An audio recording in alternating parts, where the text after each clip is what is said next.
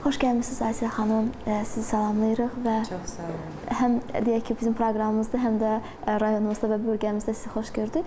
İstərdik ki, bir qədər sizi tanıdaq, bölgə tamaşaçıları, yəni biz azdan çoxdan sizi tanıyırıq. Yəni istərdik ki, siz də özünüzü bölgə tamaşaçılarımızda tanıdasınız. Aysel xanım Əlizadə kimdir? Bu barədə məlumatlar alaq. Aysel Əlizadə kim? Yazıcıdır, publisistdir.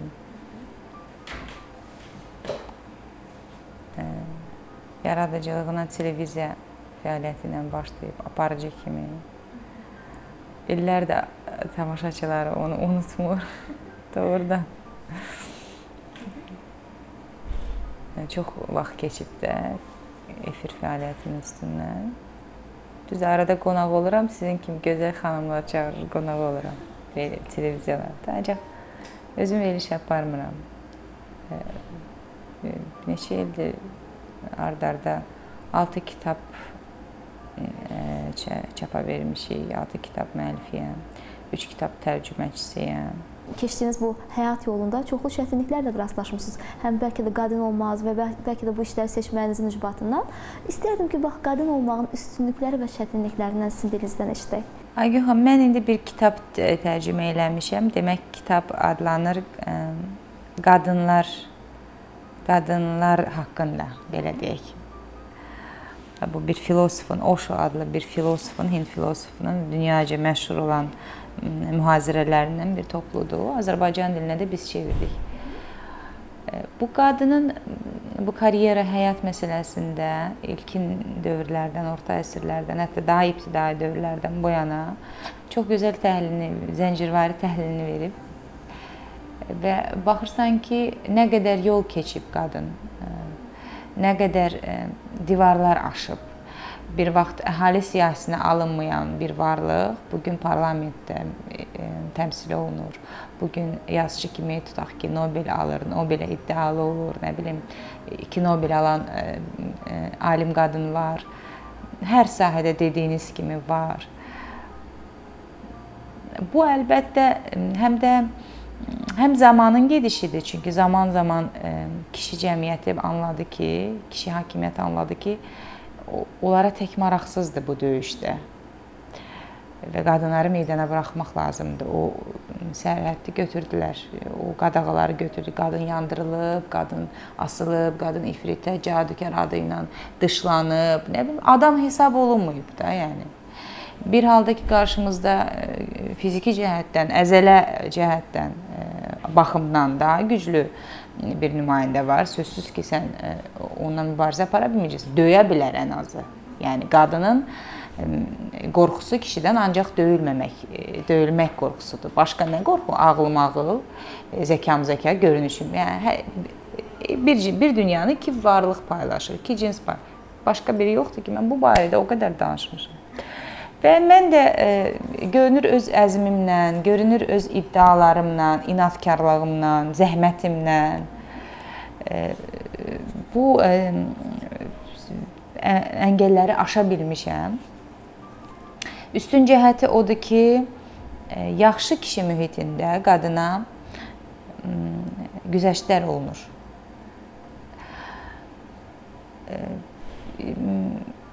Pis cəhət odur ki, pis kişi mühitində qadın incidilir. Bax bu, belə. Mən istərdim ki, bir də belə bir mövzuda danışaq ki, bu da yəni qadın mövzusunun ən başında, yəni qadın deyiləndə sevilmək, sevgi anlama gəlir. Elə mən bildiyim qədər siz də, yəni həm mahnılarınız da var, hətta öz ifalarınızdan bəli ibarət. Orada da yəni sevgi var, şeirlərinizdə də yəni oxuduğum qədərində demək olar ki, hər birində yəni sevgi hissi olunur. Necə düşünürsünüz? Ya bu sadəcə mahnılarda və yaxud ifalarda qalan bir hissdir, yoxsa insan təfəkkürünün məhsuludur, yoxsa yəni sevgini bir qadın olaraq necə izah eləyərdiniz? Valla Aygün xanım, mənim üçün sevgi başımın üstündəki Tanrıdır. Mənim üçün sevgi içimdə daşıdığım ürəkdir. Heç canımdan ayrılmayan ruhumdur, ağlımdır, gözlərimdir. Yəni sevgi bu qədər qarışığında olduğumuz bir duyğudur. Ondan ayrı adam olmur. Olursa da o artıq adam deyil, robot yoxdur, nə bilim, başqa bir şeydir. Və mən düşünürəm ki, elə adamlar var ki, yəni gerçəkdən sevgini bilən, gerçəkdən sevgini duyan, anlayan, içində daşıyan, başının üstündə, qəlbində daşıyan adamlar var ki, onların həyatında mütləq də bir sevgili olmalıdır deyə bir kredo yoxdur. Onların mütləq sevgiləri olur. Onlar bu sevgini verməyə adam axtarırlar sadəcə. Və bu sevgini bölüşməyə adam axtarırlar və əgər adam o sevgini bölüşə bilirsə, o anlaya bilirsə ki, ona nə boyda bir sevgi verilir, xoşbəxt olur o iki nəfər bir yerdə. Yox, əgər o adam o sevgidən istifadə eləməyə, o sevgini, sənin ona verdiyin sevgindən səni asılı vəziyyətə, əsarətə, qul vəziyyətinə salmaq kimi bir vasitə kimi istifadə eləməyə can atırsa, orada münasibətlər alınmır və sənin də sevgindən nəsə itir. Sağlamlığınızı, ümumiyyətlə gün ərzindəki o stresi, demək olar ki, hər adi bir insanı belə evdar bir xanımı dindirəndə stresli olduğunu deyir. Evdar xanımlar daha çox stresli. Bəli, amma yəni bizi izləyən xanımlar daha çox, yəni bu kütlənin onlar olduğunu nəzərə alaraq, yəni siz həm sağlamlığınızı necə qoruyursunuz, stresinizi, ümumiyyətlə həm bu gözəlliyinizi qorumaq üçün, yəni müəyyən sirləriniz varmı? Mümkün qədər çalışıram hərəkətli həyat sürüm, hərəkətli, pasiv həyat olmasın. Düzdür, neçə vaxtı idmana vaxt ayıra bilmirəm bu yazılarımla bağlı. Bizim işimiz beyin işidir. Beyin də yorğun olanda fiziki iş görməyə olmur. Amma həmişə idmanla məşğul olmuşam. Yəni ən azı heç nə eləyə bilməyəndə də trenajor filan, ayaqla gəzmişəm, çox ayaq. Havada olmağa çox meyliyəm, çox havaya gedənəm, təbiətlə ünsiyyətə mümkün qədər. Bu il ümumiyyətlə iyun ayından mən Bakı şəhərində oturmamışam da, bölgə-bölgə gəzmişəm Azərbaycanı, hələ davam edirəm. Havada çox olmaq, hərəkətli həyat. Bir də mənə gəlir ki, mən bir də ünsiyyət, nətər deyim, kitablarla ünsiyyət saxlayır. Stresi azaldır. Əlbəttə, sakitləşdirir. Baş-başa qalım. Özümlə tək çox qalıram. Özümlə ünsiyyət məni sakitləşdirir. Vaxt çatışmamazlığı mövzusu da bugünkü müasir çalışan xanımların ən böyük problemləridir. Bax, bunu da məsləhət olaraq seyircilərimizə verək ki, necə yəni həm ailəyə, həm sənətə, yazıya, dostlara, yaxınlara vaxt ayırırsınız. Necə boş buraxmaq lazımdır? Bilirsiniz, sistemləşdirməni, ümumiyyətlə həyatı sistemləşdirməni, proqramlaşdırmanı, o cızıqlar çəkməyən, bu belə olmalıdır, bu bunun içində olmalıdır, bu yaşda evlənməliyəm, bu yaşda uşağım, belə şeylər. Yox, ümumiyyətlə bu insanın həyatını cızıqdan çıxardır. Boş burax, at özünü həyatının içinə, at özünü bir gün yaşayırsan, səhər günəşlə oyanırsan bir yerdə. Necə insan beynində proqramlaşdıra bilir? Təbii ki, konkret görüşləri var, o bizdən asılı deyil. Haradasa neçədəsə olmalısan, kim nəsə. Amma bunun dışında, bunun xaricində bütün həyatı proqramlaşdırmaq bu insan cildindən çıxmaq deməkdir. Çatdırmaq, əlbəttə çatdırmaq olur. Hər şeydə çatdırmaq olur. Necə də olmur. Mən İzel dünyaya gələn ili, onu gözlədiyim ili, artıq 2 kitabımı yazmışdım. O çap olunanda da İzel yeni dünyaya gəlmişdi. Yəni, adam istəyəndə görür. Evimin də işini görürəm, uşağıma da baxıram, yaradıcılığımla və özü deyim ki, sizə bütün günüm yəni o bölünüb, dəqiqliyi ilə 19:2.20 dəqiqədə falan elə şey yox. Ya amma çatdırıram da. Valideyn kimi necə? Özünüzdən razısınızmı? Yəni düşünürsünüzmü ki, hər mənada? Mən bilmirəm, amma dostlarım mənim valideynliyimlə çox razıdır. Hə, bəyənirlər hər dəqiqə. Cəzalarınız varmı uşaqda? Yox, yoxdur, qətiyyən. Uşağa nə cəza? Uşağı 3 yaşı var. Mən ümumiyyətlə ana roluna girməyi sevmirəm. Yəni, mən hesab edirəm ki, uşaq da təbiətin bir varlığıdır, bir canlıdır. Söhbət bir canlıdan, bir diri adamdan gedir. Ona necə öz ideologiyamı 33 yaşında kimi gəldiyim qənaətləri yeridə bilərəm. O 13 yaşı var, 4 yaşı var. Təsəvvür edirsiniz, uşaq bir dünyaya da gəlir. Burada hər şey hazırdır. Qaydalar, adətlər, din, nə bilim, milliyyət, siyasət, hər şey uşaq 3 yaşında bunları başlayır ona yeritməyə. Bunu eləmək olmaz bu. O kuralları kim fikirləşdi, kim uydurdu, kim deyə bilər ki, bu doğrulardır əslində. Amma tək başına, yəni mən onu sadəcə yönləndirə bilərəm. Müşahidə edirəm, hardasa görsəm onun özünə ziyan verəcək. Hətta uşağa ziyan verəcək şeylərin qarşısını da almaq lazımdır. Çünki uşaq həyatı öyrənir. Sən bugün qarşısını aldığın şeyi o sabah tək başına həll eləyə bilməyəcək. Amma bir dəfə Ray Charles haqqında bir filmə baxdım. Bilmirəm indi zamanımız var ya, yox, onu qısaca deyim. Kör qalır uşaq vaxtı Ray bir gün yıxılır. Anasından kömək istəyir, anası otaqda olur. Anası köməyə gəlmir. Ray bir tərlə dirsəklənə, tuta-tuta qalxır ayağa. Və anası gəlir, onu qucaqlayır, ağlayır. O səhnə bilirsiniz nə idi? O səhnə ananın evlada həyatı öyrətməyinin ilk addımı idi. Ana evladına həyatı öyrətdi. Və o kör uşaq oldu Ray Charles. Dünyanın ən nəhəng cazmenlərindən, musiqiçilərindən biri. Gözəl xanımlar çox vaxt tənha olurlar, tək qalırlar. Ümumiyyətlə, bu fikirlə razısınızmı? Bu, onların, Rusların bir sözü, qluposti ilə demək. Bu, onların... Sadəlövlük biləcək. Kobud çıxması. Türkiyələr yaşlayır, aptallıq. Gözəl qadının seçimi çox olur. Və birinin üstündə dayana bilmir. Düşünür, bir də görür ki, tənhadır.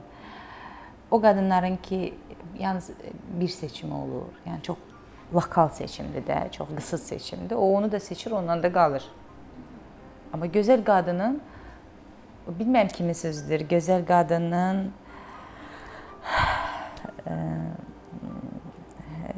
yəni sənin ola bilmir də, həm gözəl qadın həmişə həm də kimindirsə.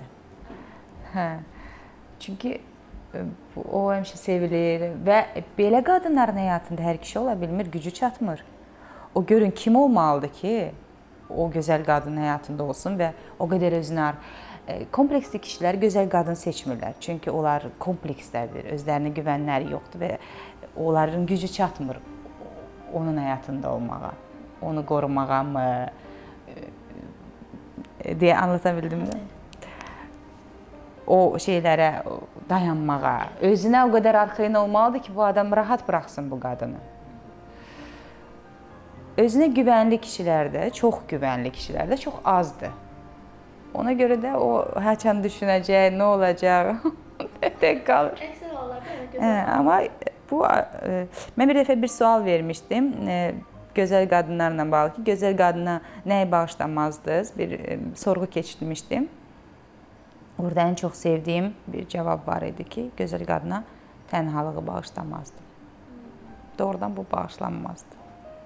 Amma realdır, belə deyək. Əlbəttə, realdır. Yəni, əlbəttə, realdır. Tənhalıq ümumiyyətlə insan öz seçimidir. Yəni, uyğunlaşa bilmirsən filan.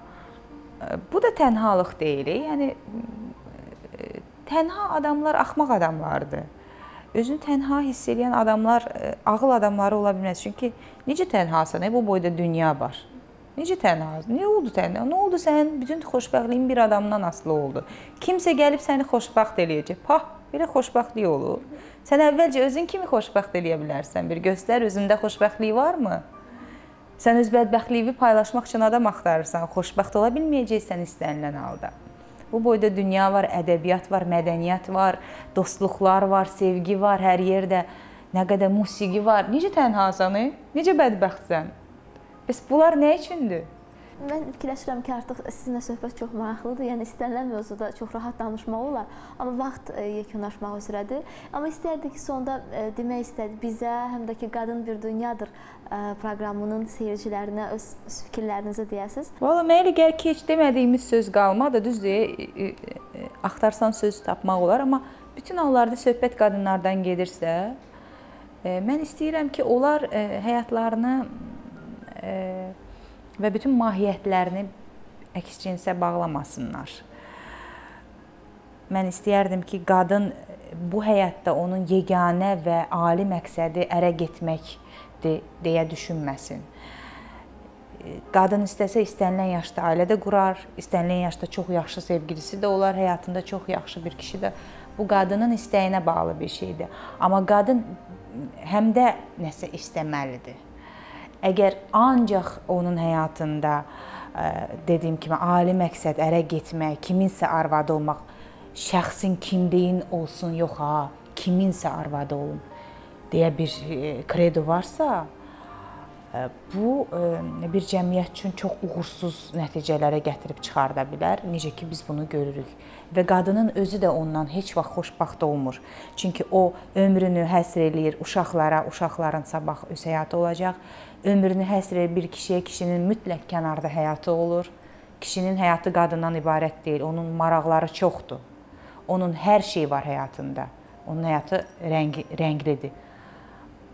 Qadın bunu anlayanda xərclədiyini, israf elədiyini, öz kimliyini verdiyini bir gün ağlayanda və bunun peşmançılığını çəkəndə çox bədbəxt bir məxluqa çevrilir, çox bədbəxt bir mənzərə yaranır. Bundan qorxsunlar. Bu ali məqsəd deyil. Daha gözəl şeylər eləmək olar və mən sizə deyim, uğurlu qadının bəlkə tutaq ki, həyatında ərə gedim, ərimdən başqa eyb yox, o ancaq bu olsun deyə düşünüb arzulayan qadını bəlkə həyatında bir kişi elə təsadüfən onu görüb sevib evlənər, elə təsadüfən bəlkə olar. Amma uğurlu qadının arxasınca bilirsiniz necə gözlər baxır, bilirsiniz necə həsrət çəkirlər. Yəni qadın bu həsrətin obyektinə çevrilsin. Qadın özünü bu qədər ucuz tutmasın, hə, belə gəl, hə, al mən, hə, xoşbəxtəm deyə bir həyat yaşamasın. Bunu istəyərdim. Yəni bizim Azərbaycan əlbəttə karyerası olsun, rəfiqələri olsun, dost mühiti olsun, əyləncəsi olsun, hobbisi olsun, maraqlar. Kişilərə də onda maraqlı olur həmin qadından. Onlar buraxıb gedə bilmirlər, onlar kənarda maraq axtarmırlar. Amma o qadın ki, ancaq ondan yapışır və həyatında başqa heç bir düşüncə yoxdur. O kişilər o qadınlardan qaçırlar.